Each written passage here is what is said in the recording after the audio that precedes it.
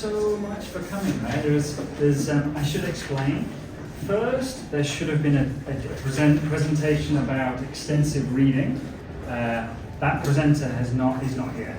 So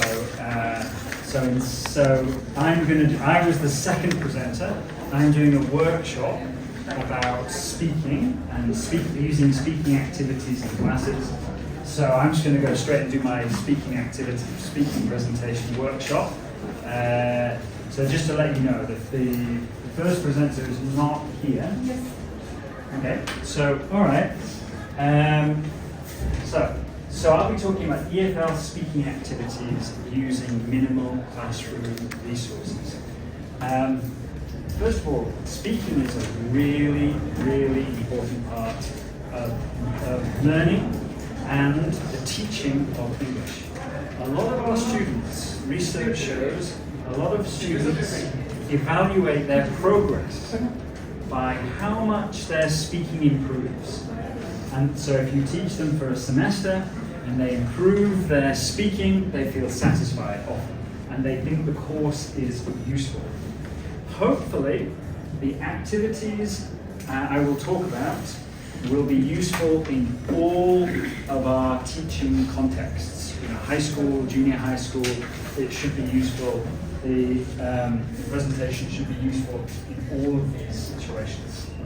First, I'm going to talk about some aims of teaching speaking and some principles to use, some techniques, and applying the principles and techniques to some speaking activities, okay?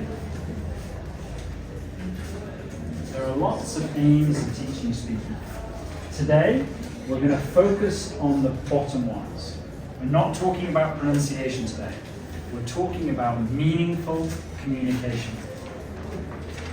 I want to get straight to the practical part, okay? So, okay, this is the speaking activity, okay? On your paper, I think everyone has a handout. On your paper, right at the bottom here, there is the same activity. So, you don't know much about me. I was just introduced, but you don't know much. Here are 3 sentences about me.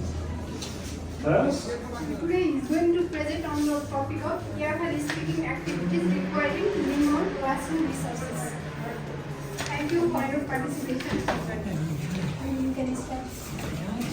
Thank you so much for coming. Right? I should explain.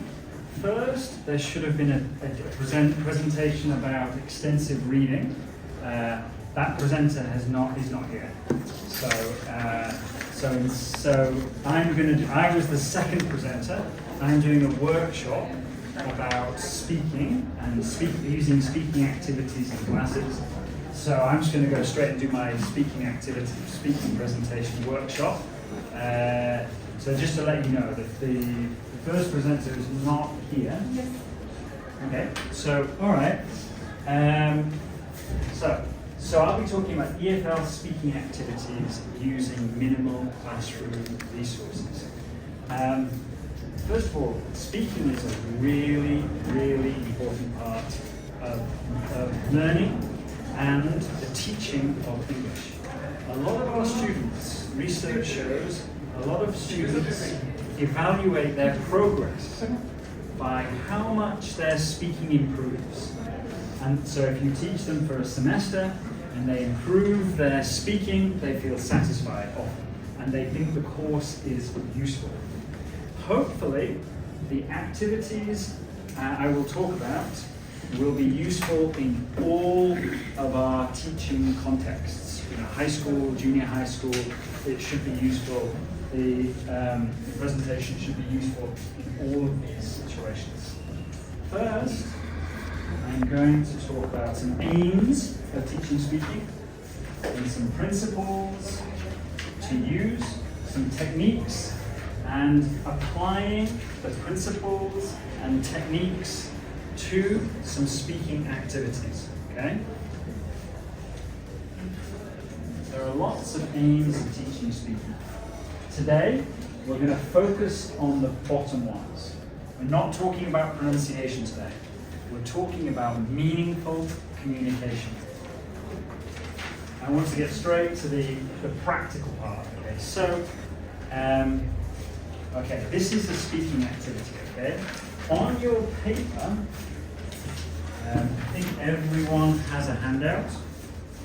On your paper, right at the bottom here, there is the same activity. So, you don't know much about me. I was just introduced, but you don't know much. Here are 3 sentences about me. First, I come from Australia. Second, my children are 11 and 13 years old. Next, I love skiing but hate the beach. One of these is true. 2 are false. Okay? One of these sentences is true. 2 are false. So, I'd like you to try to find the false sentences. To do this, I want you to ask questions. I want you to ask me some questions. Some WH questions. Yeah. What's the name of your hometown? Yes, I'm going to give you some thinking time. These are good examples. So, if I'm from Australia, what's the name of your hometown is a difficult question. I will lie, but if I'm not from Australia, this is a difficult question. Oh, I'm from Sydney. Sounds like untrue, right? Sounds untrue. If I'm from Australia, I'm very confident. Oh, I'm from Sydney, Australia. My family lived there.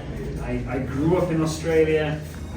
So I want you to think of WH questions about the sentences. So when did you? Where did you? Why did you? Not yes/no questions. These are very easy for me. Are you from Australia? Yes. Do you like Australian food? Yes. Too easy. So, please write 3 WH questions. On your paper, please write 3 WH questions. 1 question about A, 1 question about B, and 1 question about C. Okay, I'll give you a couple of minutes. Go ahead.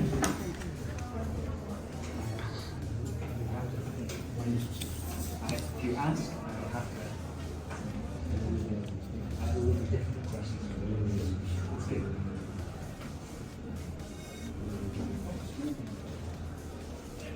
So you have your questions? Questions? Here's your questions. Okay.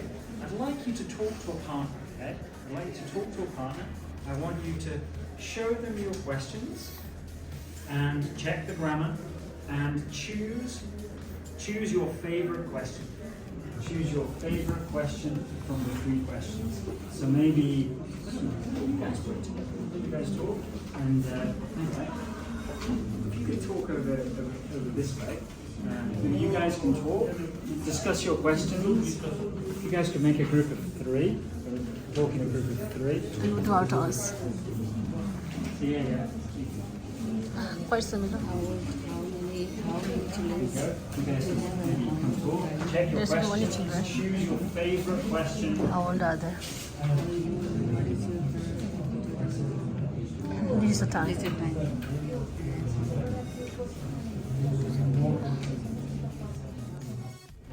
Yes. Okay.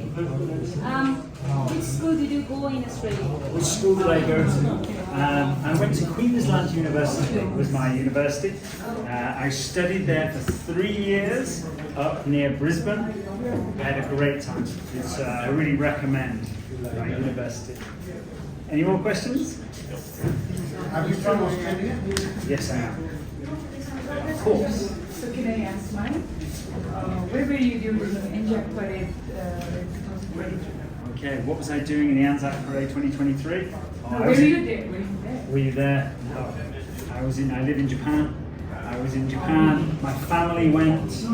At least in Mexico. My family went.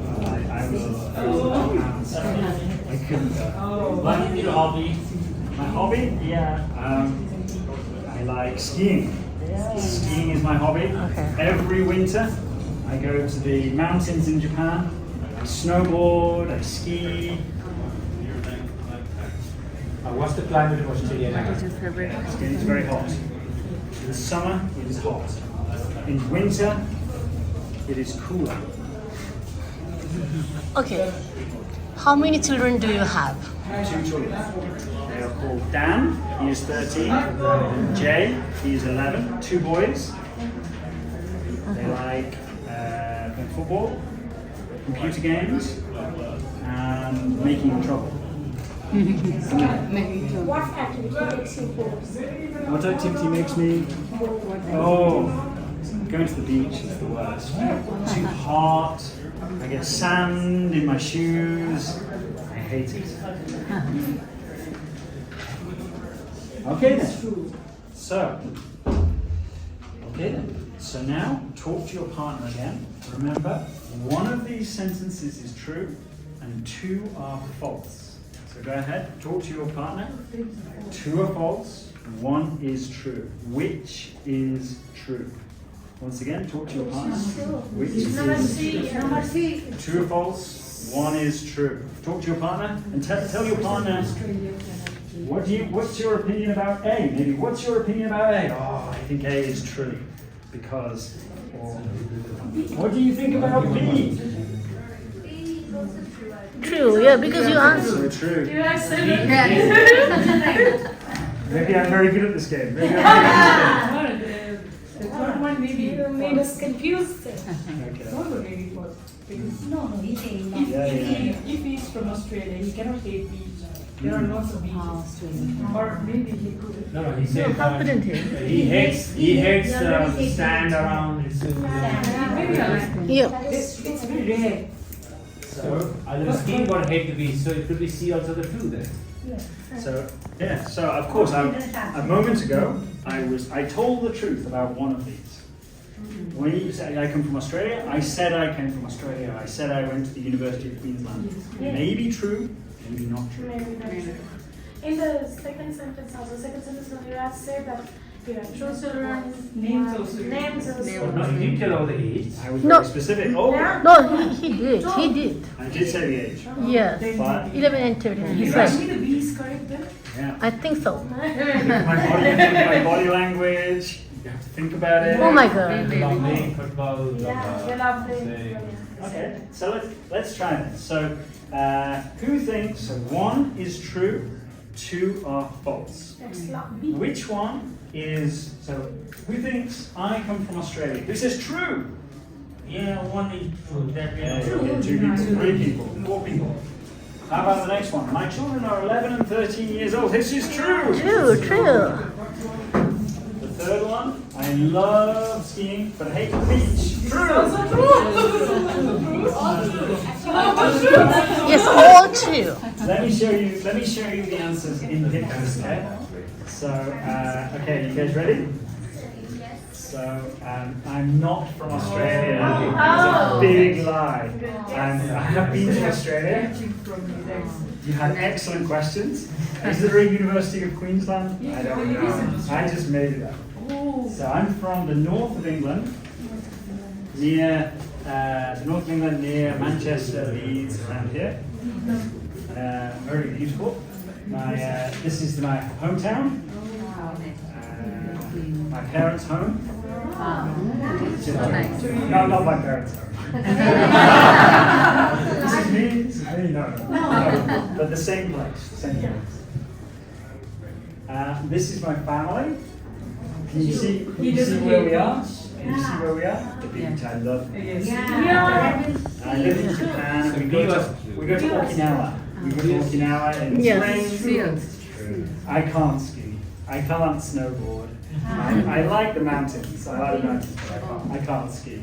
And my kids, they're a little older. Now they are 11 and 13 years old. No, that's the true one. I wore the same jacket for you today. I'm wearing the same. Just to show it's really neat, to prove it's really neat. I'm wearing the same. It proves indeed. Yeah. So then, okay, but the important thing here is the principles. Okay, so what are we doing here? First of all, I think with speaking activities, we need a clear purpose. So not just getting people to speak. Okay, you need a clear purpose. Maybe you could focus on grammar or vocabulary or introducing a topic. In this case, we worked on WH questions, right? You guys are very good at English, so it was easy for you, but this was a chance to work on WH questions. If you have a clear goal in your speaking activities, then you know what the students need to do, you can give clearer instructions, and you can check how successful your activity was, okay? You can evaluate, did it work or didn't it work? In this case, it worked so-so. Some people, hey, they're all true, right? So maybe there was some misunderstanding. So I should have been clearer in my instructions, okay? In this case, I wanted you to get to know me. My purpose, I wanted you to get to know me. I wanted to meet you and learn about, hear your English a little. And I wanted you to meet other people. So they were my purpose. Next, I think it's important that activities are meaningful and interesting. So research shows that if students are trying to communicate, trying to make themselves understood, and trying to understand others, that's very good for their speaking ability. So it's called the negotiation of meaning, okay? So when the students are checking the meaning, they are clarifying, they're confirming. This is excellent practice because it's like real life. So in this case, we had to, you were talking to your partner, checking the questions, it was meaningful. We weren't talking about somebody from the textbook. We weren't talking about somebody from the textbook. We were talking about me and a real person. Hey, good afternoon. Hey, good afternoon. You missed the really exciting part. So it's about me, not an imaginary person. And okay. In my class as well, I do this about me, and then the students do the same thing. They write sentences about themselves, 2 true, like usually 2 true, 1 false, 2 false, 1 true, and they do the same thing. They show the sentences, they write questions, and then they ask the questions. And I try to maximize student time. I try not to talk so much. Today, I'm talking quite a lot, but normally I try to give the students lots of time to talk. Okay then, so let's do another activity and then talk about it again. So this one is called When Did You Last? And it's on your handout. Right at the top, the very first one. When did you last? This time, you're going to ask, I'd like to know, when did you last get excited? You are going to ask other people. You're going to write when did they last get excited? And I'd like you to write their name here, okay? Write the name of the person. So, a little bit of support. So, for example, about the first one, when did you last get excited? Maybe 6 days ago, 6 weeks ago, 6 months ago, 6 years ago. Or last week, last month, last year. This week, this month, this year. But the really important point here is I want you to give your answer plus more information. When did you last get excited? Me, I last got excited last night. I arrived in Nepal and I was really excited to arrive and to kind of eat some Nepalese food and to see the country. So, answer, last night, plus more information. And, okay, so, I'd like you to do this. I want you to talk to 5 different people, not just the same person. I want you to meet 5 different people. It's not a race. Try to have longer conversations. Give lots of information. You can ask more questions. What was your favorite food? What did you eat last night? That's fine, okay? So talk to 5 different people about these topics. Let me give you a moment, okay? Thinking time. Think about your answers. When did you last get excited? Thinking time. You can write some notes if you want.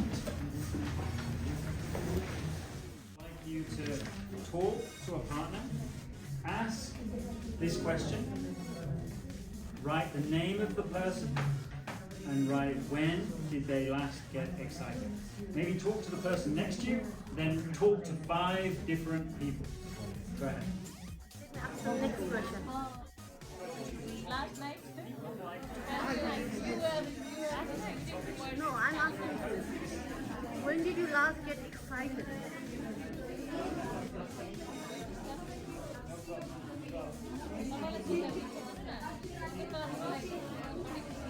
What's your answer? Same time last month, but think about one reason of excitement.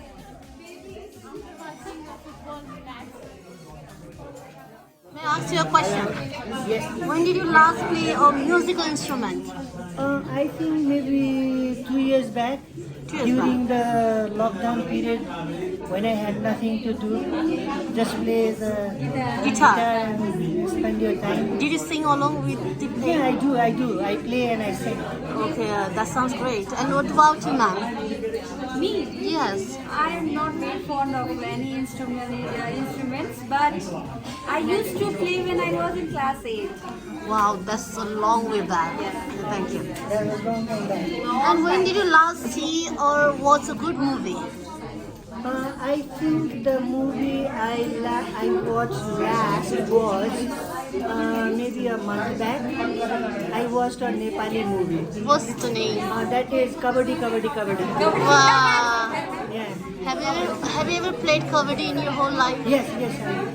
I know how to play kabaddi. Okay, you love playing that. Yeah, of course. And what about you, ma'am? I experienced a very good movie, science fiction movie, The Gravity. The Gravity. It's a Hollywood movie. Because I'm very fond of that movie, When did you last watch it? Recently I watched Tiger Gymna, but that Gravity movie I liked the most. That was 5 years back. 5 years back. That's great. Thank you. Sir, excuse me, sir. Excuse me. Did you talk to how many different people? 3. 0. 1. 2. 3. 4. 1, 2, 3. Anyone perfect? 5. Okay, congratulations, good job. So, so here now talking about talking about some techniques we use there. So, again, this is the main point here is I'm trying to talk about ways to make speaking activities successful. So here are 5 techniques that you can use in your speaking activities. First of all, language support. So, if you remember, for both activities, I showed you some language support. For you guys, this is easy. But for your students, maybe it's useful. Oops. Thinking time. This is also important. Research shows if you say, okay, go, students sometimes the quality of the vocabulary and the grammar they use isn't great. But research shows if you give students time to think, 1 minute to think about their answers, the quality of their speaking really increases, okay? Also, you have the chance, if some people don't understand, to check.